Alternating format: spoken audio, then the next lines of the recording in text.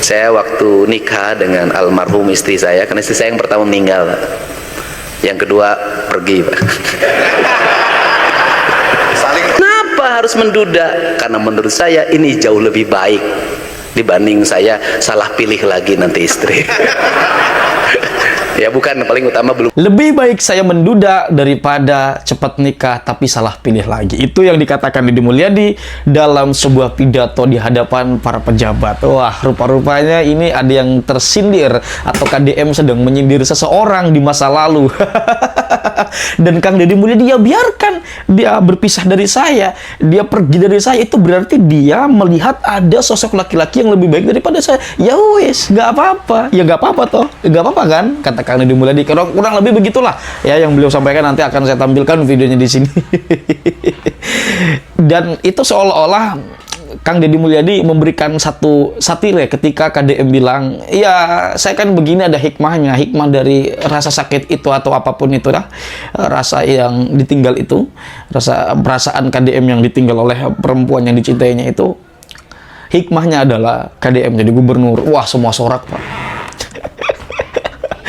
Saya ketawa nonton itu, Pak. Coba kita lihat dulu, lihat dulu bagaimana pidato KDM yang ini ya, silakan.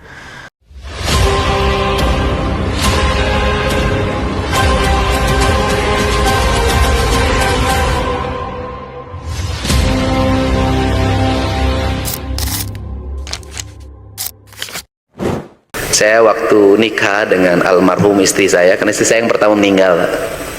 Yang kedua pergi, Pak. Saling pergi lah. Enggak. Kenapa dia pergi? Karena dia ada pilihan yang jauh lebih baik dibanding saya. Sederhana. Kan nggak ada masalah. Tapi curhat-curhat. Nggak ada masalah kan? Nggak ada masalah kan? Manusia itu harus mencari yang lebih baik. Kalau saya dianggap tidak lebih baik, ya silahkan pilih yang lain yang lebih baik. Kan nggak ada masalah. Ikhlas. Ikhlas kepaksa. Nggak terpaksa, Pak. Keikhlasan saya ini berhikmah saya jadi gubernur. Nah, Enggak. Dan kemudian ketika jadi gubernur, pilihan Kang Deddy apa? Insya Allah saya menduda selama 5 tahun ke depan. Kenapa harus menduda? Karena menurut saya ini jauh lebih baik dibanding saya salah pilih lagi nanti istri. Ya bukan, paling utama belum dapat izin dari anak saya yang paling kecil. Padahal yang mendekati anak saya udah banyak saya lihat. Anak saya tiap hari itu panen kado aja saya lihat. Ini dari siapa? Nek, yang dari ini, teteh ini dari siapa? Hebat. Udah gini aja selama 5 tahun yang lumayan, kamu nggak usah beli mainan. Enaknya jadi gubernur duda itu boleh memandang lebih dari 1 jam. Kalau Kang Maman itu tidak bisa, walaupun kiai tapi belum bisa tidak punya ayat yang bisa menaklukkan istrinya. Nah, apa makanan? Saya dulu, karena saya dulu aktivis ya, saya itu dulu bikin nikah yang ditertawakan oleh teman-teman saya. Saya katakan gini, 1, kawin saya harus punya rumah kontrakan. Yang kedua, saya harus punya kursi.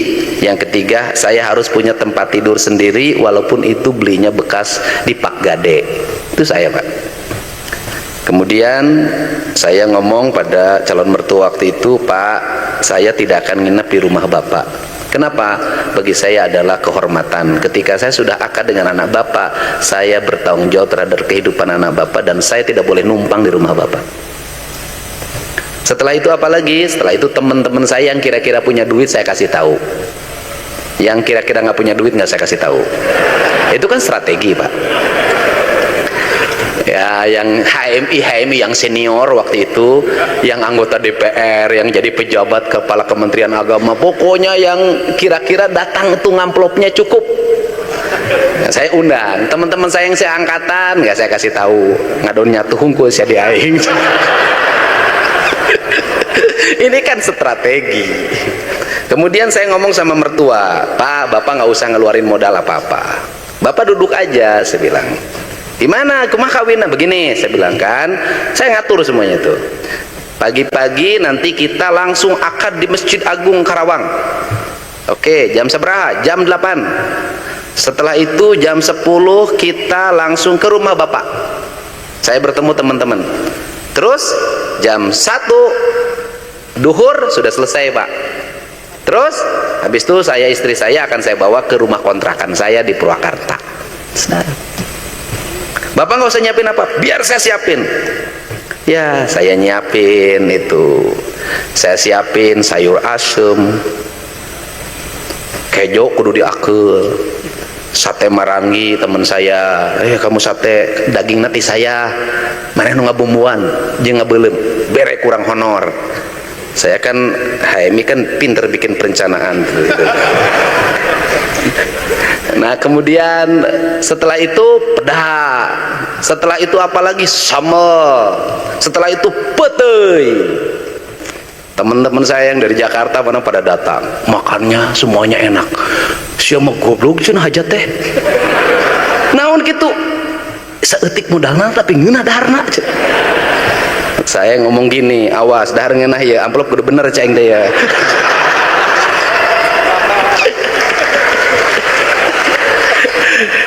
Ya lumayan tuh, modal sedikit hasilnya banyak. Awas nih, mertua nggak boleh ngambil nih amplop nih. Saya bilang saya yang punya modal. Batu pas saya sok lempek lah, jangan itu saya beres dari situ. Alhamdulillah besoknya saya beli motor untuk modal dagang beras. Itu Pak. Jadi yang ini aja harus dirubah. Saya mau bikin surat edaran, pasti diprotes. Sudahlah, anak-anak Gen Z ini yang sekarang mau nikah ini, sudahlah. Kalau orang tuanya nggak mampu, nggak usah maksain diri hajatan, segala macam, nggak usah. Pagi-pagi datang ke KUA, akan sore sudah pulang, besoknya sudah dagang lagi. Itu cara. Kenapa? Cina Pak tidak akan ada seperti sekarang kalau tidak punya perilaku yang hebat seperti kebudayaan mereka. Dan bertahannya hari ini yang paling menarik adalah saya banyak menyelesaikan problem ini karena orang Jawa Barat banyak menjadi pengantin pesanan. Nah, apa problemnya? Bayangin, perempuan Cina itu hari ini karena jumlahnya makin sedikit, laki-laki makin banyak, itu menjadi seorang yang punya daya tawar yang sangat mahal. 500 juta itu nggak berarti di sana. Kenapa? Karena biaya hidup sangat mahal, dan menikah dengan orang Cina biayanya mahal. Karena menikah dengan orang Cina biaya mahal, yang jadi korban adalah orang Jawa Barat. Kenapa? Karena orang Jawa Barat begitu dengar nanti di sana nikah maharnya 100 juta, bangkat.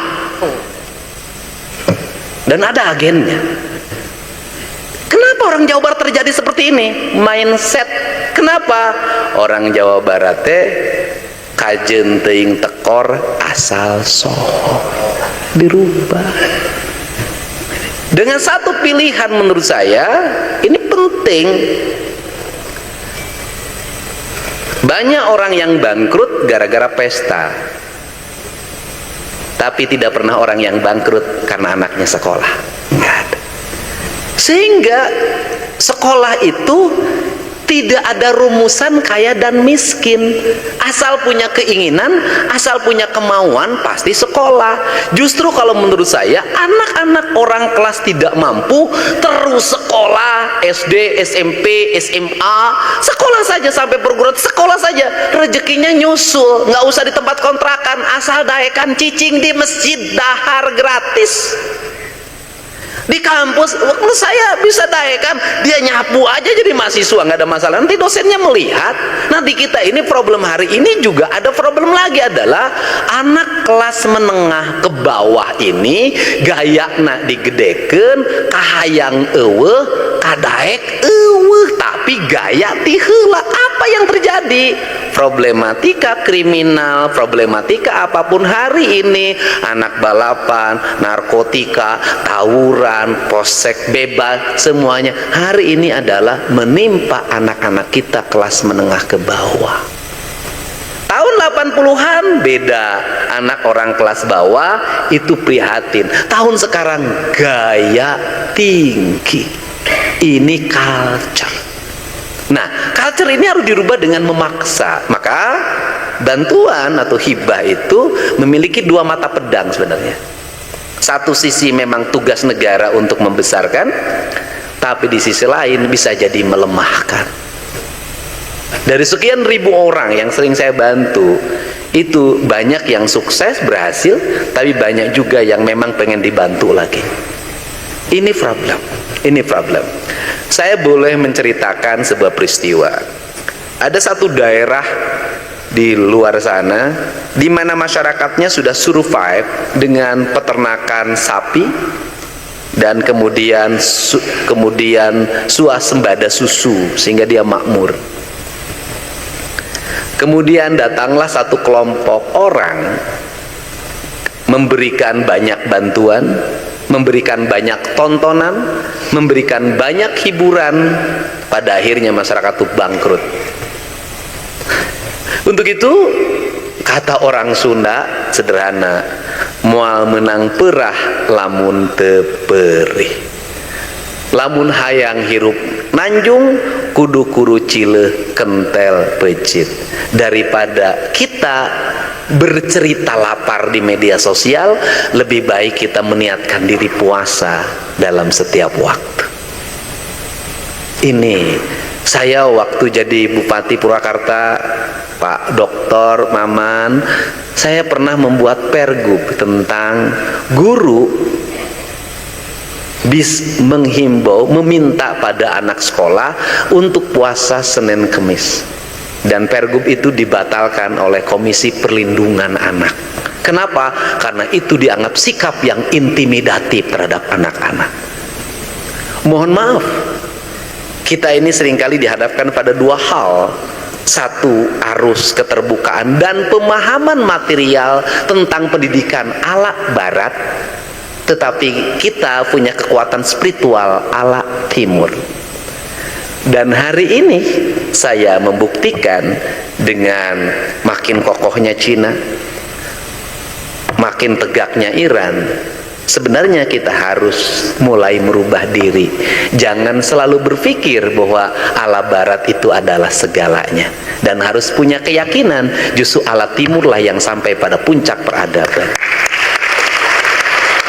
Kerajaan negara-negara ini baru umurnya berapa, tapi kerajaan-kerajaan Nusantara masa lalu bertahannya lama. Negara konstitusional itu belum ada yang berumur ribuan tahun, hanya kerajaan yang berumur ribuan tahun. Ini pelajaran penting, sehingga cara berpikir birokrasi, cara berpikir konstitusi pendekatannya yang bersifat normatif harus hati-hati. Apakah ini akan bisa membuat daya tahan dan daya saing? Contoh makan anak kita hari ini diplot, makanannya ini dengan standar pikiran yang biasa disosialisasikan dengan 4 sehat 5 sempurna. Dalam kajian kita dulu, orang tua kita dulu tuh nggak pernah ngomong itu, nggak pernah ngomong 4 sehat, di segala diwabalkeun. Aya belut dipasak, aya simet dipasak, aya keong dipasak, aya tutut dipasak, kemudian aya iwung dipasak. Dulu waktu beliau jadi wakil bupati, jadi bupati, walaupun misalkan ada beberapa perilaku yang tidak sesuai dengan harapan, masih bisa dimaafkan karena kewajiban-kewajibannya kan dipenuhi. Kewajiban-kewajibannya kan dipenuhi. Kalau sekarang justru setelah jadi bupati, kewajiban beliau selaku suami tidak dipenuhi. Saya konsultasi dengan guru saya bahwa ya itu melanggar gitu, daripada yang diharuskan oleh agama gitu kan, bahwa itu kewajiban gitu. Walaupun misalkan saya mampu, saya kan mampu misalkan dengan alhamdulillah dengan jabatan saya bupati, saya mampu bisa hidup mandiri gitu ya, anak saya bisa juga, tapi kan itu tidak menggugurkan kewajiban beliau sebagai suami. Mungkin beliau lupa kali ya gitu, padahal kan kalau dilihat beliau juga bukan orang nganggur, punya pekerjaan, punya jabatan juga sama gitu ya, punya penghasilan juga sama gitu. Ini juga mungkin sebelumnya apakah sudah disampaikan Sudah pernah kita sampaikan, sudah pernah jadi pembicaraan di internal kita, bahkan staf saya yang menjadi saksi gitu ya, menjadi saksi, sampaikan oleh staf saya, iya Pak, sok aja lah, kalau Bu itu kan tidak menuntut besarannya berapa, yang penting gugurkan aja kewajiban Bapak gitu. Terus saya bilang ke suami saya pernah, iya ya, nanti uangnya juga nggak akan Bu pakai gitu, cukup kok yang penghasilan Bu juga bisa memenuhi, nanti uangnya disimpan jadi tabungan buat anak-anak.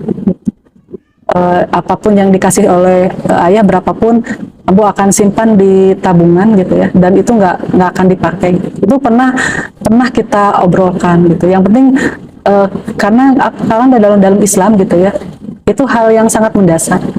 Itu adalah menandakan bahwa cirinya suami punya tanggung jawab itu adalah itu. Yang kedua adalah sikap yang tidak baik. Itu lebih kepada KDRT secara psikologis. ucapan Yang kasar gitu kan, yang omongan yang dilontarkan gitu. Jadi itu berdampak terhadap psikologis saya. itu sudah terjadi lama, bukan hanya Sering gitu. Jadi beberapa, hanya kan waktu dulu saya tidak punya keberanian untuk mengungkap. Hari ini karena saya merasa sudah cukup, ini harus kalau bahasa ke anak itu ada bahasa orang tua ke anak ya. Kalau dalam bahasa Sunda itu ngawarah, gitu. Mendidik. Jadi untuk mengingatkan supaya kembali kepada jalan yang benar gitu. Materi ketiga itu adalah kaitan dengan tidak transparannya, tidak terbukanya manajemen keuangan. Jadi saya tidak tahu penghasilan suami saya berapa pastinya. Saya juga tidak tahu berapa aset yang dimiliki oleh suami saya, kecuali di LHKPN gitu. Atau di titiknya aset suami saya itu di mana sih? aja? Nggak tahu sampai sekarang. Karena kalau beliau ini mau beli sesuatu nggak pernah ngomong ke saya sampai hari ini pun. Dulu ceraikan Deddy Mulyadi karena tak jadi pejabat. Kini Anne Ratna justru terancam penjara. Dulu ditinggalkan karena tidak lagi jadi pejabat. Kini justru bersinar di tengah rakyat. Sementara sang mantan justru terjerat dengan dugaan korupsi. Beginilah cara waktu menunjukkan siapa yang benar-benar tulus dan siapa yang hanya mencintai kekuasaan.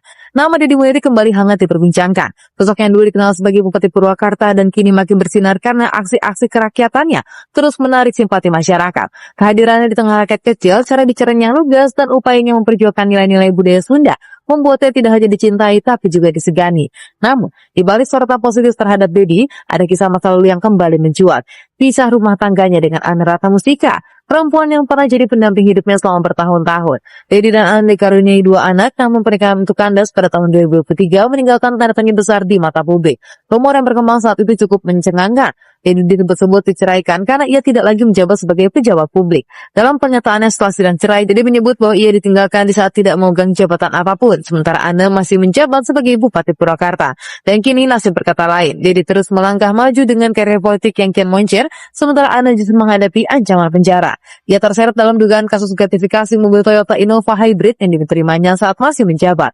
Pemeriksaan dilakukan Kejaksaan Negeri Purwakarta sejak awal 2025, setelah laporan masyarakat masuk pada 2023.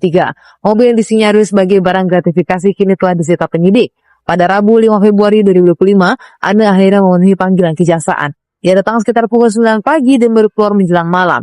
Pemeriksaan berjalan intens dan masyarakat pun tidak henti memberikan komentar. Menariknya, di tengah badai tudingan, Anne memilih diam dan ia tidak memberikan banyak komentar ke publik. Ini bukan hanya kisah perceraian publik tokoh ternama. Ini adalah kisah tentang bagaimana jabatan bisa memabukkan dan bagaimana ketulusan diuji saat seseorang tidak lagi punya kuasa. Karena pada akhirnya bukan jabatan yang menentukan siapa kita, tapi bagaimana kita berdiri saat semua lampu sorot padam.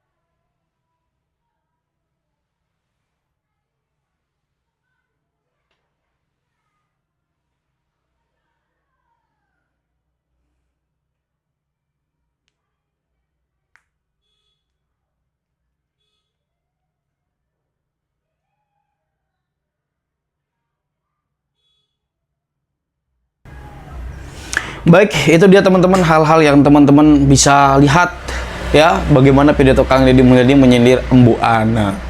Ya, saya tahu masih banyak masyarakat pendukung Kang Deddy Mulyadi yang masih tidak terima dengan perlakuan Embu Ana, yang masih membuat mereka atau fans-fans Kang Deddy Mulyadi ini geram. Karena apa yang dilakukan oleh Embu Ana di masa lalu memang ya cukup fatal juga ya.